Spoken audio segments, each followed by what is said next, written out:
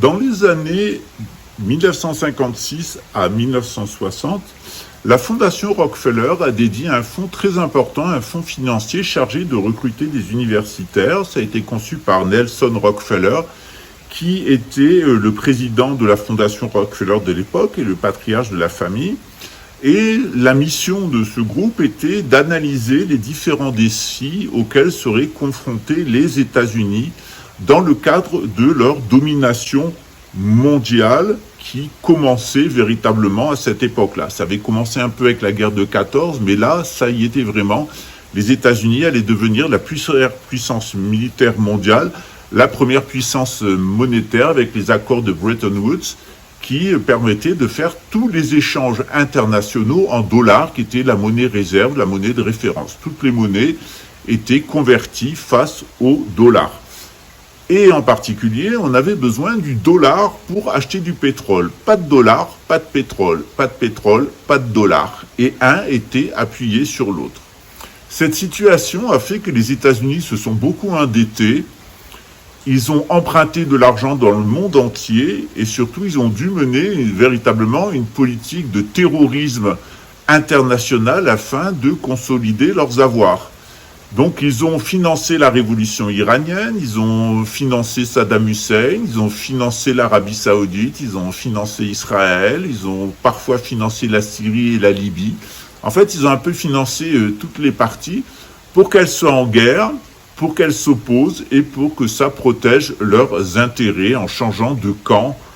On finance tous les partis, on est sûr de gagner, on change de camp en permanence en montant les gens les uns contre les autres. C'est typique des techniques khazars, hein. Les Amorites, ça fonctionne comme ça. Ils arrivent avec de l'argent, ils achètent tout le monde, ils montent les gens les uns contre les autres et au final, ce qu'ils veulent, c'est tout remporter grâce à leur mise de départ. C'est un espèce de casino en réalité, dont vous êtes le dindon. Voilà. Donc au début, c'est comme Lubavitch qui vous donnait le RED qui vous donnait un billet de 5 $ en vous disant « je vous donne 5 $ aujourd'hui à charge pour vous d'aider la communauté juive », eh bien il achetait votre âme. Donc c'est exactement ce que font les Khazars, ils vous achètent au début, après ils montent tout le monde contre tout le monde, et au final ce qu'ils essayent c'est de rincer tout le monde, détruire tout le monde et de partir avec l'argent dans la poche. C'est vraiment un phénomène assez classique du parasitage. C'est vraiment les techniques de pillage assez traditionnelles de razzia qui ont fait d'ailleurs la réputation des Khazars du 8e au 13e siècle. Ils étaient haïs par les Russes, par les musulmans et par les chrétiens occidentaux, ce qui a amené la destruction de leur empire. Et là, cette mafia a migré chez nous et elle a commencé exactement la même chose. Partout, ces gens-là ont énervé, ils ont fini bien accueillis au début avec leur argent et leur savoir, eh bien, ils ont fini par irriter tout le monde, monter tout le monde contre tout le monde, et par moments, ça finit au vinaigre, comme en Russie avec les pogroms, comme en Allemagne avec les pogroms, et finalement, ils ont financé la révolution bolchevique et ils ont financé le nazisme pour prendre le contrôle de la Russie et de l'Allemagne qui contrôlent parfaitement. Cette stratégie a valu aussi avec les États-Unis, ils sont rentrés avec de l'argent aux États-Unis.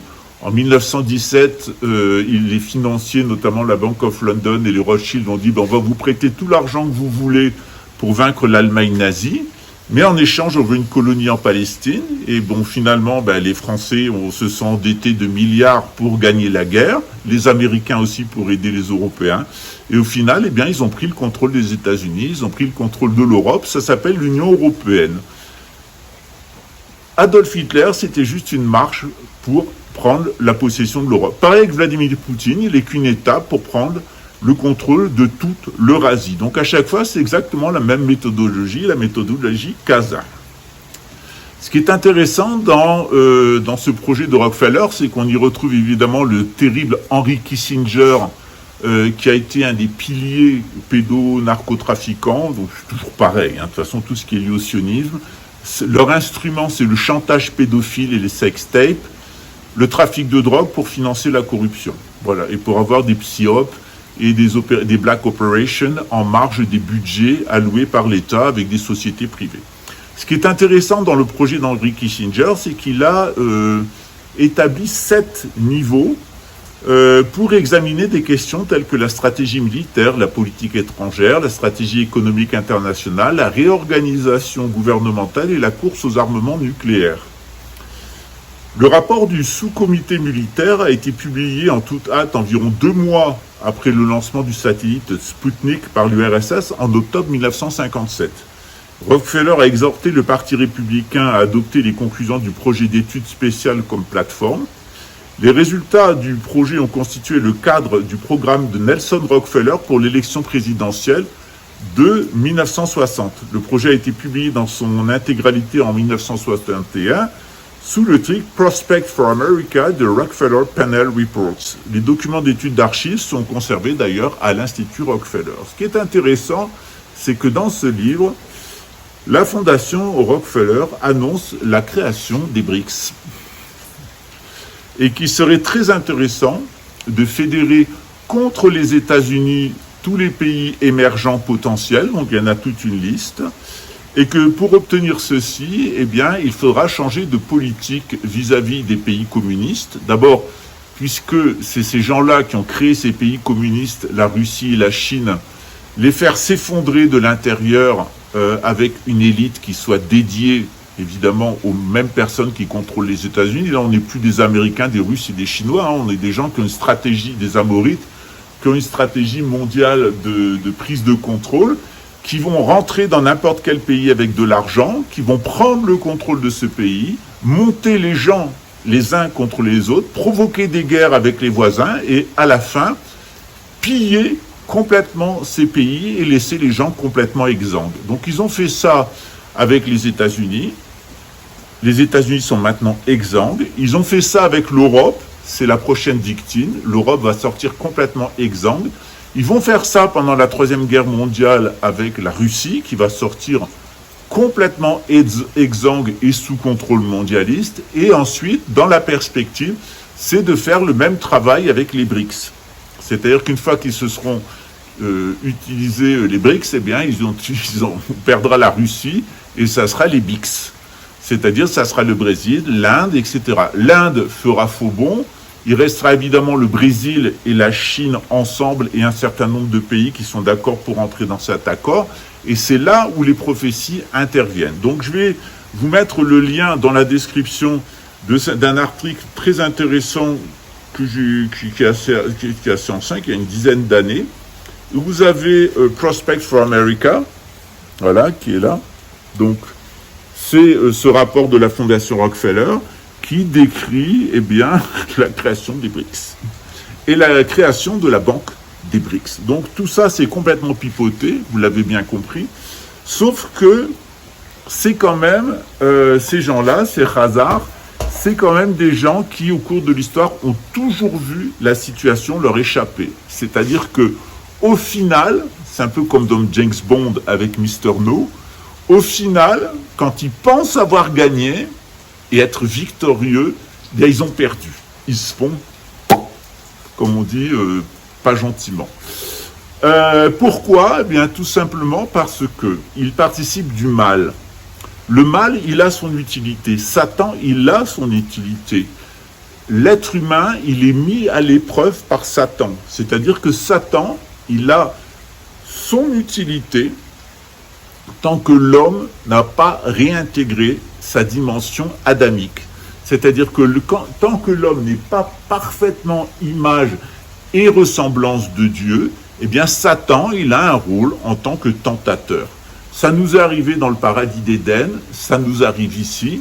Ce qui est intéressant dans ce programme, c'est de lire et de relire. J'ai fait plusieurs vidéos, elles sont sur cette chaîne, The American Project for the New Century, qui vous explique exactement comment les Américains voient le 21e siècle. The American Project for the Middle East, j'ai fait aussi le projet américain pour le Moyen-Orient, j'ai fait plusieurs vidéos qui vous expliquent quelle est l'ambition des Rockefeller et de leur main armée, qui est le Pentagone, pour taper le monde.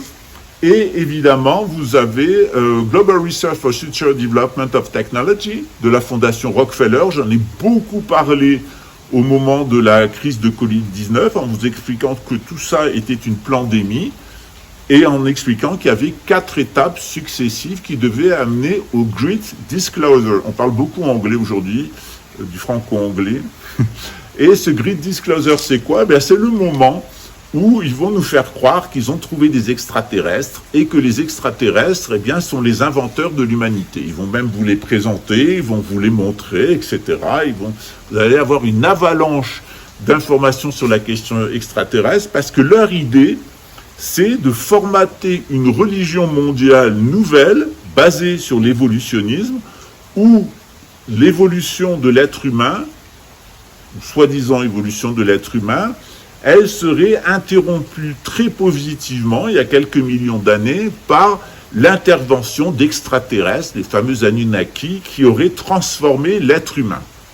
Alors évidemment, l'idée, c'est que les Anunnaki sont venus, ils nous ont transformés génétiquement, mais ils n'ont pas fini leur boulot, et grâce aux nanotechnologies, on va pouvoir finir le travail des Anunnaki, c'est-à-dire qu'au début, on a des Anunnaki qui arrivent, qui prennent un hominidé, nous dit Zachara Sitchin, et il n'y a rien de tel, absolument rien de tel dans les mythes sumériens. Tout ce que raconte Anton Park, c'est un délire psychiatrique, comme Nathalie Knepper et la bande, et tout ça, c'est basé sur les divagations mentales du savant soviétique Zachara Sitchin. C'est complètement faux, ça a donné lieu à toutes sortes de falsifications archéologiques, comme les fameux disques Drogpa, qui n'ont jamais existé, qui ont été inventés par les savants russes au service de la cause. Leur idée, c'est d'attribuer à l'humanité une partie de l'humanité, de la génétique humaine, de dire qu'elle vient d'extraterrestres qui seraient arrivés. Et puisque les extraterrestres ont mal fini le boulot, finissons bien le boulot avec d'autres extraterrestres qui reviennent. C'est un peu ça leur idée. En réalité, c'est un mensonge absolu, c'est absolument pas ce que nous dit la Bible. La Bible nous dit création et matérialisation d'Adam qui va s'unir il y a 5500 ans avec l'humanité pré-adamique. Ce qui explique d'ailleurs qu'il y a une partie des gènes humains qui arrivent comme ça. Ils arrivent comme ça parce que dans le mythe biblique, dans le récit biblique, il y a une apparition dans cette dimension de l'Adam Kadmon qui se transforme en Adam, c'est-à-dire en être individuel avec un monde extérieur. Alors évidemment, qui a raison? Est-ce que c'est les satanistes et leur vision de l'être humain muté génétiquement par des extraterrestres et il faut finir le boulot, ou est-ce que c'est la Bible? La Bible, elle nous offre un message incroyable de délivrance. On nous dit, vous n'êtes pas condamné à rester dans cette dimension puisqu'elle va être détruite.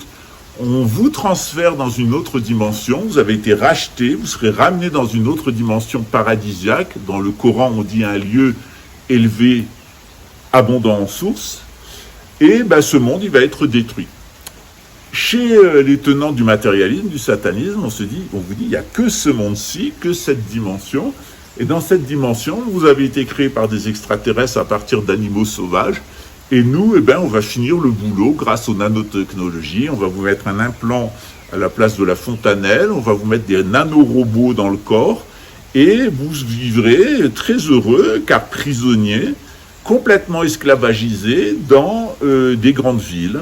Mais on limitera votre nombre à 500 millions pour protéger les ressources. Voilà. Donc ça, c'est vraiment le programme que nous annonce Jacques Attali et toute la clique des Amorites. Alors, c'est aussi, d'un point de vue biblique, on peut l'interpréter différemment, donc ça, c'est leur opinion. D'un point de vue biblique, on nous dit que les Amorites ont cette mentalité parce qu'ils sont les descendants des hommes déchus, des anges déchus. En réalité, il y a bien des messagers qui sont venus du ciel, ils ont créé une humanité fantoche, une humanité hybride, une humanité stupide, matérialiste, dysfonctionnante, et c'est cette humanité dysfonctionnante qui perçoit tout à l'envers, qui interprète les mythes traditionnels à l'envers pour en faire sa bouillie scientifique et sa bouillie Anunnaki et New Age, et c'est cette humanité complètement détraquée qui représente un danger pour la planète, qui est dans une impasse d'un point de vue génétique et dans la niche écologique où elle est, et qui, lors des prochains événements solaires et lors de la prochaine chute météoritaire, va faire les frais de son inadaptation à l'environnement. Le problème de ces Amorites et on est prévenu par Jésus qu'il va y avoir une chute météoritaire, on est prévenu par Jésus qu'il va y avoir un grand embrasement solaire, on est prévenu par toutes nos prophéties, et dans ce contexte, eh bien, on devrait se préparer, c'est-à-dire on devrait tout mettre en place pour sauver le maximum d'êtres humains. Or, on ne vous parle pas de chute météoritaire, et on n'est super pas organisé, et on n'est super pas organisé pour faire face à un événement solaire. Et l'absence d'organisation face à un événement solaire va créer un chaos gigantesque sur Terre. Cette activité solaire, elle peut aussi déclencher un déchirement de l'écorce terrestre. C'est ce qu'on verra avec Arnaud Meunier qui s'y connaît bien sur la question. Il n'est pas un spécialiste, mais il a enquêté et étudié cette question. Donc la question du mouvement des plaques tectoniques. Et vous allez voir que si on prend compte de l'opinion du monothéisme abrahamique et si on prend en compte les prophéties, on nous dit où on doit être et comment s'organiser. Par contre, si on fait confiance à la science, si on fait confiance au délire New Age, eh bien, il n'y a pas de raison de s'organiser puisqu'on rentre dans le nouvel âge où tout le monde sera heureux dans le monde des bisounours. Et puis, on aura un implant grâce à Elon Musk qui nous rendra intelligents parce qu'on est tellement cons qu'on a besoin qu'on pense pour nous. Et puis, évidemment, on aura des nanorobots parce qu'on bouffe tellement n'importe quoi, on a tellement une génétique pourrie qu'il faut que ça soit des robots qui contrôlent notre génétique et l'usine chimique qui est notre corps. Alors, ça va créer un esclavage parfait, un esclavage où on sera heureux, la machine nous rendra heureux, les petits robots nous guériront, on sera des bons zombies au service de l'élite qui auront leur petit réservoir d'enfants pour leur religion, du sacrifice rituel des enfants, ces religions cananéennes. C'est une réalité. Pendant des années, on nous a dit qu'on était des mythomanes, qu'il n'y avait pas de pédophiles, qu'il n'y avait pas de satanistes, qu'il n'y avait pas de chemsex, etc. Qu'on était des mythomanes. On nous traînait au tribunal, on nous accusait d'être des mythomanes, des calomniateurs, etc. Or, petit à petit, eh bien, vous voyez que tout le monde fait son coming out, c'est-à-dire que tout est en train de sortir des armoires. On dit « Oh, mais Ghislaine Maxwell, oh, Puff Didi, etc. » Il y a de plus en plus de réseaux pédophiles qui tombent. On comprend que tout ça est lié à Israël, tout ça est lié au financement de la corruption par le narcotrafic, et qu'en plus derrière, c'est pas seulement des questions d'argent, c'est un messianisme fou qui est basé sur les délires psychiatriques d'une secte juive qui s'appelle le hassidisme, et que cette secte de psychopathes du hassidisme, elle a un frère jumeau qui est les Illuminés de Bavière, qui a beaucoup influencé l'élite occidentale qui est complètement dans cette idéologie, et que ces Illuminés de Bavière, auteurs du sionisme, et ces hassidiques, auteurs du communisme, en réalité, ils remontent tous à une idéologie commune qui est une hérésie de l'islam, qui est le yézidisme et qui est lié à la 7e tour du diable. Dans les vidéos des autres chaînes, et sur les vidéos de cette chaîne, vous avez mon travail depuis 2015. Alors, je n'ai pas tout remis, il y a des choses qui ont été enlevées, il y a des choses qui sont plus d'actualité. Vous verrez que, dans l'ensemble, j'ai vu à peu près ce qui se passait, je vous l'ai annoncé, et je vous ai donné les grands cadres. Quelquefois, je me suis trompé sur les dates et quelquefois, je me suis trompé sur les noms des personnes. Mais quand je vous ai dit il y aura une vice-présidente femme et ensuite cette femme sera présidente, bon, je pensais que ça c'est Elizabeth Warren, mais ça a été Kamala Harris. Voilà, on le ressort tout le temps. Voilà. C'est comme j'ai pensé que le vice-président, ça serait Andrew Hawthorne parce que je l'aime bien, c'est le maire de San Francisco. Et finalement, c'est un autre dont j'ai oublié son nom. Donc, pour le devenir des présidents, je suis assez bon. Je vous avais annoncé que Donald Trump ne serait pas élu, que Emmanuel Macron serait réélu, etc. Donc, pour les présidents, je suis assez bon. Pour les vice-présidents, je suis moins bon, peut-être parce que c'est beaucoup plus aléatoire. Donc, dans ce contexte, vous pouvez regarder les anciennes vidéos. Il y a beaucoup de vidéos ces derniers jours qui ont été mises de la chaîne La Fin des Temps. Il y a des gens qui s'insurgent que les vidéos aient été retirées. Il y a des pressions sur la personne qui a fait ces vidéos. C'est aussi lié très intimement aux éditions Résiac, et il y a des salariés qui sont présents dans cette entreprise. Donc moi, je lui ai proposé Il était de mon devoir de reprendre les vidéos qui étaient les plus intéressantes, les pertinentes pour vous et les modifier, parce que je ne suis pas d'accord avec lui à 100% et lui n'est pas d'ailleurs d'accord avec les auteurs qu'il cite. Vous voyez que les prophéties, ça s'interprète, chacun a sa sensibilité propre. La mienne, elle est un peu différente parce que lui, il est catholique, traditionnaliste de Vatican I, et c'est un spirituel et un mystique. Moi, je suis un musulman, je suis un bouddhiste et je viens de la tradition orientale. Donc j'ai une autre vision sur les prophéties qui est plus globale. Je ne m'intéresse pas qu'à la France, qu'au catholicisme romain. Je m'intéresse à l'islam, au bouddhisme, etc. Et on a des prophéties. On a les prophéties du judaïsme, on a les prophéties du christianisme, de l'islam et du bouddhisme. Et même les prophéties de l'hindouisme, notamment le Manvantara Purana, qui est bien antérieur à tout ça, qui reprend la plupart des éléments prophétiques. Et en recoupant ces différentes prophéties, on peut d'ailleurs le faire maintenant avec une intelligence artificielle, on voit qu'on a un canevas.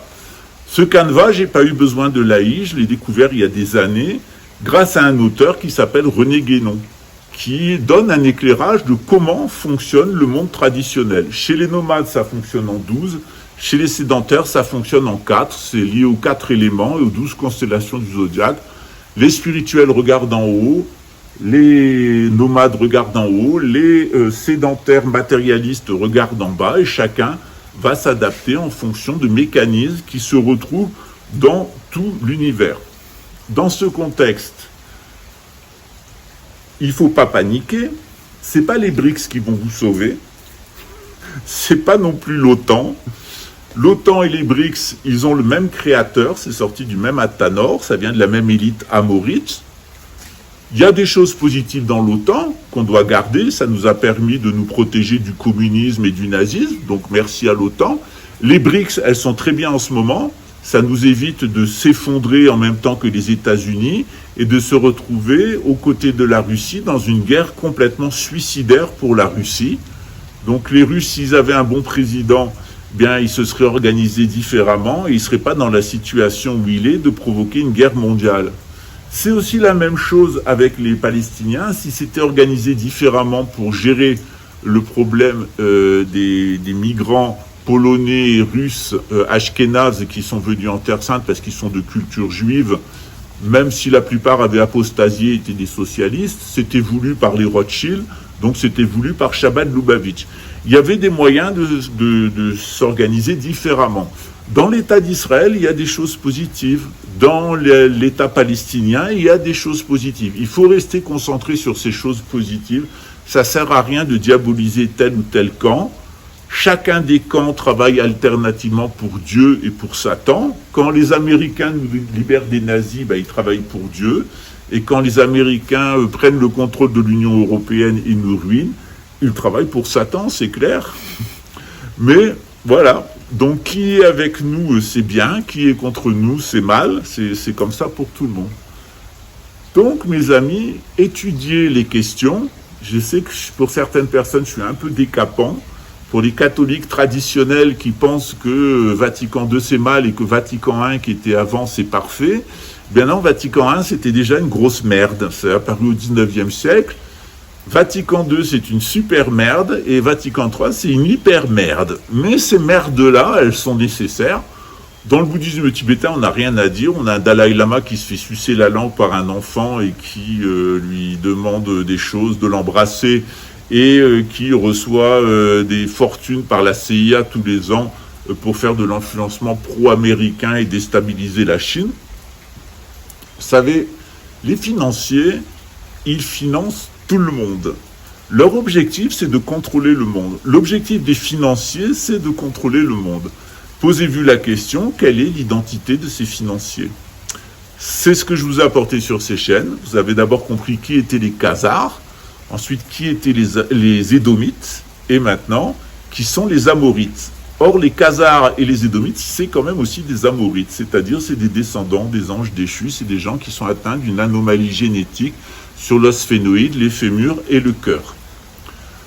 C'est des pauvres créatures, Jésus dit d'eux, laisse les morts enterrer leurs morts. C'est des gens qui sont morts d'un point de vue cosmique, d'un point de vue vibratoire. Ils sont enfermés seulement dans du mémoriel. Ils vont bientôt être exterminés de cette terre, pas complètement. Ils reviendront à la charge dans le prochain cycle. C'est un jeu de balance entre les deux humanités. Sur le portail de la cathédrale d'Arles, eh bien, vous avez une représentation de ça. Vous avez les élus et les damnés, puisque Jésus reviendra pour juger le monde.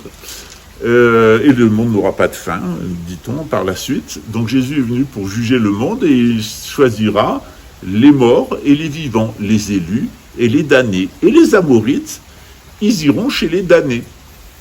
Parce que du point de vue de leur constitution subtile, de leur constitution osseuse et de leur constitution cardiaque, ils ne sont pas viables. Et comme tout organisme qui n'est pas viable, eh bien, ils vont faire du parasitisme et ils vont désorganiser les organismes avec lesquels ils sont en contact. C'est aussi simple que ça. Il ne faut pas en vouloir aux gens d'être des amorites, mais par contre, il faut se protéger d'eux. Par contre, ce n'est pas parce qu'on est amorite qu'on est condamné à être un monstre. On peut aussi, en tant qu'amorite, eh bien, suivre les lois religieuses, celles de Moïse et celles de Mohammed, par exemple, mais il faut le faire le plus sincèrement possible. Et compte tenu de ses propres tendances, il faut renoncer à prendre le pouvoir. Et ça, c'est l'élément le plus important, c'est de renoncer à prendre le pouvoir quand on détecte qu'on a ces tendances-là. Quand on a des tendances régressives, des tendances mémorielles, quand on a des pulsions sadiques, etc., il faut renoncer au pouvoir et le laisser à des personnes vertueuses. La loi, elle est là pour nous éduquer. Mais au final, la loi, elle tue, la loi, elle nous sanctionne. Le droit, c'est fait pour sanctionner. Jésus nous a apporté un espoir extraordinaire. Il nous a dit, on peut aller plus loin que la loi. Et aller plus loin que la loi, c'est avoir de l'amour. Et l'amour, il s'exprime de deux façons. La première façon, c'est la compassion. On ressent la souffrance des autres. Et la deuxième voie, c'est la miséricorde. C'est-à-dire que par miséricorde, il faut intervenir. Et quelquefois, par miséricorde, il faut tuer les individus les plus monstrueux, les pédophiles, les narcotrafiquants, les escrocs, les incestueux, les menteurs, les malades mentaux, quand ils ont commis des crimes et des délits. Et c'est très important, c'est pour ça que dans toutes les sociétés traditionnelles, il y avait de la peine de mort. La première chose qu'ont fait les socialistes, c'est-à-dire le club des pédophiles lucifériens autour de François Mitterrand, financés par les escrocs de la couronne britannique et tous plus toxicomanes les uns que les autres, c'est évidemment de supprimer la peine de mort. On a même vu un ministre de la Justice serrer la main d'un assassin. En réalité, c'était la certitude pour les pédophiles qu'ils n'auraient pas affaire à la population. C'est pour ça que dans les propositions de réforme de la justice et du code pénal en France, j'ai inscrit le rétablissement de la peine de mort pour les meurtriers de policiers, pour les meurtriers d'enfants, mais aussi en matière de corruption. C'est-à-dire que lorsqu'une personne est convaincue de corruption et de pillage de fonds publics, elle mérite la peine de mort. Et je pense que la peine de mort, elle est vraiment là pour avoir un effet dissuasif. On est arrivé à ce niveau de déchéance de nos institutions quand il n'y a pas eu de peine de mort. Alors, c'est pas très agréable de prononcer des peines de mort. Je viens d'une famille de magistrats et je pense que ça doit être vraiment très difficile de prononcer une peine de mort et de l'exécuter. Mais là, s'il y a des individus qui, par leur perversité, doivent être éliminés, et il faut garder leurs descendants à l'œil parce qu'évidemment, il y a une part génétique dans la criminalité. Moi, je viens d'une vieille famille de magistrats, on s'est toujours tenu très droit, on a fait ce qu'il faut. Quand on regarde la racaille qui actuellement est au pouvoir en France, on s'aperçoit que ça vient de familles d'incestueux, de pédophiles, de drogués, d'alcooliques, de consanguins, d'idiots et d'escrocs. Et il ne faut pas s'étonner du tout d'être dans la situation où on est. Quand on a un Emmanuel Macron Rothschild au pouvoir, il va faire exactement ce qu'ont fait les Rothschild, c'est-à-dire des fake news en permanence, l'espionnage des conversations privées, de l'endettement, des manipulations boursières et des guerres inutiles pour s'en foutre plein les poches, exterminer la population et prendre le contrôle. il est fidèle finalement à sa génétique, et comme c'est une famille de pervers qui dit que vice is nice et incest is the best, pourquoi pas faire passer un transsexuel en cours d'opération pour la première dame de France. Je pense que se foutent plus de votre gueule, qui se sont foutus de votre gueule, et voir l'absence de réaction, je pense qu'au final, ça en dit long sur le niveau de perversité de ces gens-là et le niveau d'imbécilité des Français qui ont abjuré leur religion et qui ont tourné le dos à la coutume de France pour se jeter dans les bras d'illuminisme, des Lumières, du cartésianisme, du nationalisme d'abord, ensuite de l'illuminisme des Lumières, du cartésianisme évidemment, nationalisme, cartésianisme, illuminisme, et la Révolution française et toutes les idéologies nauséabondes de la modernité, le communisme, le socialisme, le libéralisme et le fascisme qui n'apporteront aucune solution et qui en réalité sont des quadruplés d'un même couple infâme, celui de Lucifer et de Lilith, dirait un maître kabbaliste. Je vais vous laisser passer une bonne journée, soyez heureux, faites du bien autour de vous, soyez compatissants, soyez dans le discernement et n'oubliez pas que la miséricorde, c'est quelquefois aussi, c'est aussi donner le châtiment aux personnes qui le méritent. Il n'y a rien de pire que l'impunité. Je suis confronté, dans mon existence, à des psychopathes qui ont été toute leur vie dans l'imposture, le parasitage et l'impunité, et ces gens-là n'apprécient pas d'être outés, c'est-à-dire qu'on montre à quel point ils sont menteurs, à quel point ils sont voleurs et corrompus, à quel point ce sont des criminels. Et ces gens-là essayent de me tuer par tous les moyens, parce qu'ils s'imaginent que si Tréfingui n'était plus en vie, il pourrait jouir de la planète. Ben, j'ai une mauvaise nouvelle pour eux, les Amorites. Vous allez mourir, et votre arrêt de mort, il a été prononcé par Dieu. Jésus est venu non seulement pour juger le monde, mais il est venu pour exécuter la sentence, et c'est cette sentence qui va être exécutée sur ces Amorites. S'ouvrira alors pour l'humanité une ère de bonheur et une ère de sincérité, une ère d'honnêteté, de partage, et une ère où on protégera la vie. Il n'y aura plus d'avortement, il n'y aura plus de pédocriminalité satanique, etc., parce que les gens qui s'y commettraient seraient immédiatement sanctionnés par la peine de mort. Et c'est sans doute ce caractère dissuasif de la peine de mort à laquelle je vous invite à réfléchir, parce que eux, ils n'hésitent pas à nous tuer, comme ils n'ont pas hésité à tuer Jésus. Heureusement, Dieu l'a ressuscité, et c'est ce que je vous souhaite à tous, c'est que non seulement vous ne soyez pas tués par des vilains Amorites, mais qu'en plus, si ça arrivait, Dieu vous ressuscite. Il l'a fait une fois, il le fera aussi pour vous. Ciao.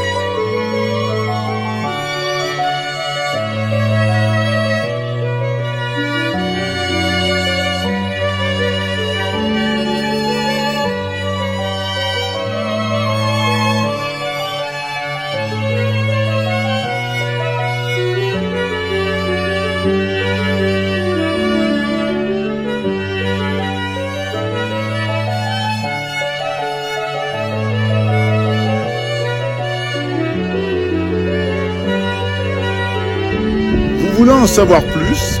Vous voulez percer les secrets des mégalithes, des églises, des temples, les secrets de la franc-maçonnerie, la vraie, pas la luciférienne? Vous voulez savoir pourquoi ici, dans notre éco-village, il y a un choix qui a été fait avec des habitats en fer? Quelles sont les conséquences et pourquoi ils ont été mis à la terre? Parce qu'en réalité, quand on construit sa maison, il y a une chose dont on doit se préoccuper, c'est le rapport au ciel et le rapport à la terre. Exactement, le rapport à la terre, c'est le rapport à l'eau, le shui, et le rapport au ciel, c'est le rapport à l'air, le feng. On revient toujours sur des histoires de feng shui, vous verrez que c'est assez simple à comprendre, c'est très caché, ça s'appelle le Royal Horse, l'art royal, et que finalement, c'est pas aussi chinois qu'on le croirait au premier abord. À bientôt, ciao. Bonjour les amis, j'espère que vous allez bien. Vous m'avez demandé de faire votre thème astral, voici la manière dont ça va se passer. La première étape, c'est évidemment de prendre contact avec moi en me demandant de faire votre astrologie. Il y a 3 thématiques, votre thème de naissance, la révolution solaire et le thème astro-géographique. À la suite, je vais vous expliquer exactement ce dont il s'agit. La deuxième étape, c'est de contacter la comptabilité au numéro que je vais vous donner afin d'effectuer votre règlement. Quand vous avez votre règlement en main, vous reprenez contact avec moi, je vais vous donner un rendez-vous. Comment ça se passe? Eh bien, on se retrouve. Si vous voulez que ça soit enregistré sur StreamYard, il y a juste à cliquer sur le lien, inutile d'avoir un abonnement. Ensuite, eh bien, ça s'enregistre et vous pouvez le revoir à volonté en replay. Vous pouvez aussi le faire directement sur WhatsApp, mais ça ne s'enregistre pas, ça c'est à vous de le déterminer. Donc 2 options, soit sur WhatsApp et vous prenez des notes, soit sur StreamYard et ça s'enregistre avec un lien privé. Et vous pourrez revoir à volonté la vidéo sur YouTube en lien secret, personne d'autre ne pourra la voir. Voyons maintenant quelles sont les différentes thématiques que nous allons passer au cours du thème. Votre thème de naissance, nous allons aborder 5 grandes étapes. Mais avant ces grandes étapes, je fais ce que j'appelle le grand dépotage. C'est comme une plante dont qu'on retire de son pot et on voit comment les racines ont tourné à l'intérieur du pot. Bien là, on fait la même chose, mais on va tirer vos racines du ciel, vous dépoter du ciel et voir comment ça s'est passé pour vous au moment de votre naissance quand on vous a dépoté du ciel. On regarde les grandes tendances. Ensuite, il y a 5 parties. La première partie, nous allons observer votre cheminement de vie. Qu'est-ce qui vous a amené votre flux de conscience sur Terre? Est-ce que vous avez une possibilité de réaliser votre nature spirituelle et comment? Ensuite, comment la providence divine va vous aider? Ensuite, comment votre volonté s'exprime? Ensuite, quel est exactement votre destin? Et ensuite, quelle est votre voie des ancêtres, notamment avec les différentes existences que votre flux de conscience a vécues avant la présente. Ensuite, je fais la révolution solaire sur 3 ans. Donc, on regarde l'interaction entre ce qui est gravé dans votre corps au moment de la naissance et ce qui se passe dans le ciel et qui tourne à chaque instant. Des interactions entre ce qui est gravé en vous et ce qui est gravé dans l'intérieur du ciel et qui tourne à chaque instant, il y a quelque chose de fixe à l'intérieur de vous, quelque chose de mobile dans le ciel, va naître des réactions, des pulsions. Et c'est ces réactions, ces pulsions qu'on analyse au cours de l'année, des 12 mois de l'année, mois par mois. On le fait sur 3 ans. Ça dépend quand vous avez votre anniversaire, mais ça va entre 25 mois et 36 mois. Donc, on observe exactement ce qu'il se passe. Avec l'astrogéographie, si vous avez un questionnement de déménagement ou si vous vous sentez mal à l'endroit où vous êtes et vous aimeriez déménager, on arrive à déterminer des points qui sont plus favorables pour vous. Ça s'appelle l'astrogéographie ou géomancie. Voilà, le tout du travail coûte 215 € qui est reversé au bénéfice du fonctionnement du temple et des fonctionnaires du temple et des frais du temple. Et de l'autre côté, nos actions en faveur des indigènes, puisqu'on a laissé tomber les favelas de Rio pour s'occuper plus précisément des indigènes. Donc dans ce contexte, vous faites une bonne œuvre pour vous, parce que ça va vraiment vous aider en parlant de vos conditionnements profonds, ces conditionnements qu'on doit dépasser pour réaliser sa nature adamique, sa nature spirituelle, sa nature Bouddha. Et d'autre part, ça aide aussi les personnes qui vont bénéficier des fonds. Évidemment, on vous accompagne par nos prières. Donc ça, c'est vraiment le travail de base, c'est l'astrologie. Si à l'issue de cette astrologie, vous ne savez pas par où commencer votre vie spirituelle, que vous êtes chrétien, bouddhiste, musulman, je peux vous aider avec un accompagnement. Dans cet accompagnement, on se voit 2 fois par mois, 1 heure pour des rendez-vous. Ça va entre 1 et 3 mois. 1 mois, c'est le minimum. 3 mois, c'est le maximum. C'est pas nécessaire de faire plus. Et en accompagnement, vous avez du Hatha Yoga qui vous permet aussi 2 fois par mois, 6 fois maximum, eh bien, de faire le point sur votre état de santé, parce que les tensions que vous allez ressentir au moment des exercices de yoga, elles sont pour nous des indications de vos blocages au niveau psychologique, puisqu'il y a une interaction psychosomatique entre le corps donc et l'âme. Voilà ce que nous vous proposons. Vous avez un catalogue qui vous permet de savoir ce qu'on fait dans l'année, quelles sont les prestations récurrentes que l'on offre. Il y a un catalogue de cours jusqu'au mois de juin, c'est la dernière année que j'enseigne. Ensuite, ça sera seulement en replay. Et évidemment, il y a des cours intercalaires, des cours gratuits, des animations, des cours supplémentaires que je crée au fur et à mesure en fonction des besoins du groupe WhatsApp et des personnes avec lesquelles je suis en interaction. Donc n'hésitez pas à vous faire ce cadeau ou faire ce cadeau à une autre personne si elle le souhaite.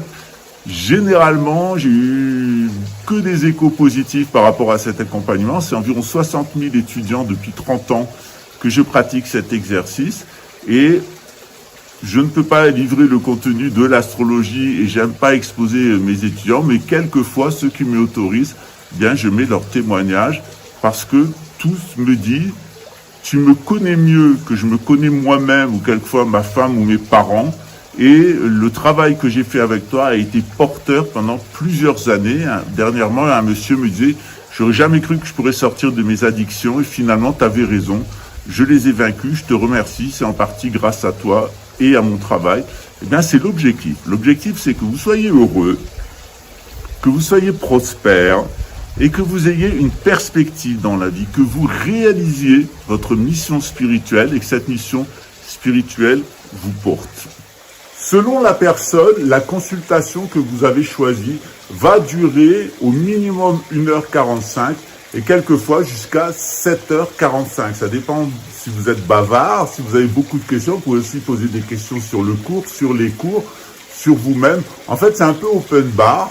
J'ouvre la caméra, on réalise le thème ensemble avec les explications. Je vous explique tout dans un langage très simple. Je vous explique même assez rapidement comment fonctionne l'astrologie, à quoi ça sert de faire son thème astral, sa révolution solaire, son thème astrogéographique ou géomantique. Et donc, ça dépend d'un cas à l'autre. Au plus rapide, ça prend 1h45 pour le thème, ça prend 30 minutes pour la révolution solaire, 3 ans de révolution solaire, ça c'est vraiment si on galope, et ça dure environ 15 minutes pour l'astrogéo. En règle générale, on est plutôt aux alentours de 4h30, voire 5h, voire 6h, quelquefois ensemble. 5h en règle générale, 4h30, 5h. Donc il faut prévoir un temps. Et si c'est pas possible, n'hésitez pas à me le dire, on le fait en 2 fois.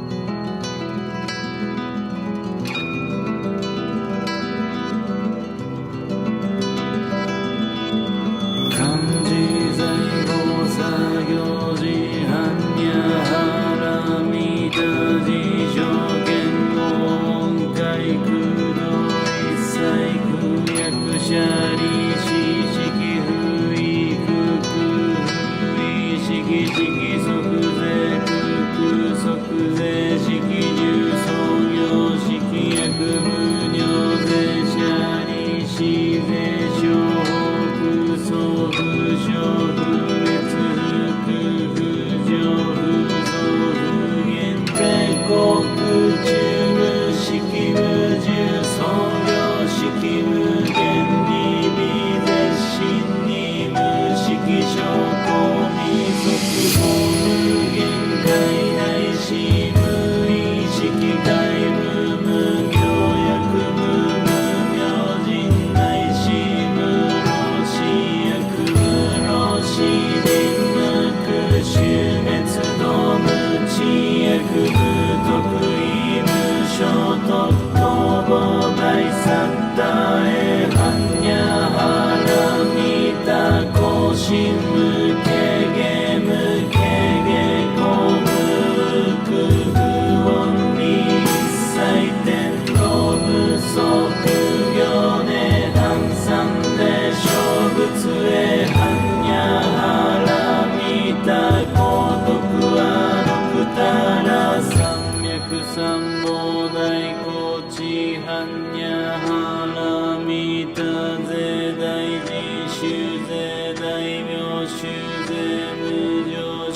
税無と同種の上一切空真実不公公説般若腹見た収束説収圧ギャテギャテ腹ギャテ腹そうギャテ墓地ソアカ般若心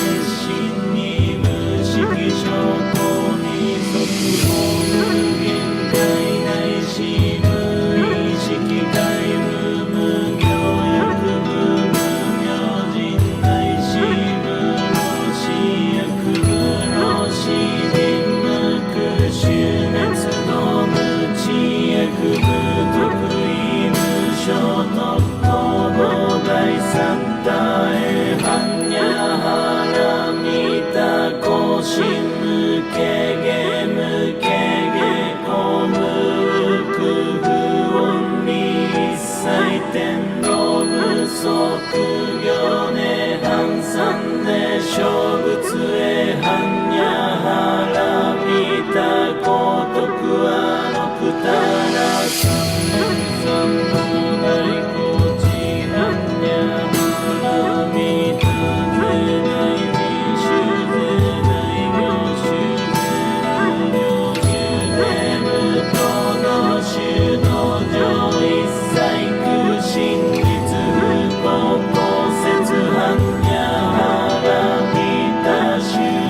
説収圧ギャテギャテ